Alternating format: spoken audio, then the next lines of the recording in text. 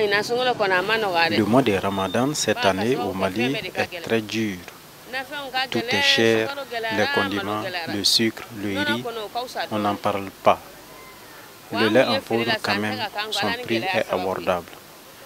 Nous les vendeuses, nous avons de sérieuses difficultés à écouler nos marchandises. Le pire, c'est que même les frais de rupture du jeûne, on ne parvient pas à les avoir dans le bénéfice. Que Dieu nous en garde. Nous demandons aux autorités de veiller sur les prix des denrées de première nécessité, sinon c'est les pauvres qui souffrent. Il y a des tas de 250 francs CFA et de 500 francs CFA. Le marché est lent. Il y a trop de dépenses pendant ce mois de Ramadan. Souvent, je gagne 3 000 francs par jour, souvent 5 000 francs CFA.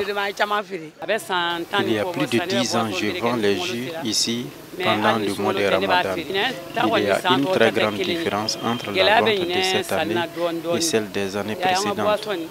Nos jus viennent de différents pays. Par exemple, ça vient d'Espagne, celui-là vient de la Côte d'Ivoire, cet autre vient d'Algérie, ce tampico vient de Dakar, mais les prix ne sont pas les mêmes. Les années précédentes, je vendais 75 000 francs à 100 000 francs CFA par jour. Je vends la date à cette place il y a plus de 12 ans. Les dates du Mali viennent de l'Algérie.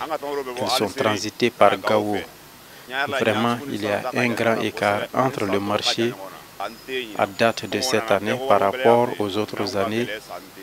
Il n'y a pas de vente. Je vends le kilo de date à 1000 francs CFA. Il y en a pour 800 francs CFA. Quand j'ouvre une balle de boubou de seconde main, je vends l'unité à 3000 francs CFA. Mais le lendemain de l'ouverture de la balle, le prix change, c'est seulement l'activité du Ramadan. Après le Ramadan, personne ne vient acheter le boubou.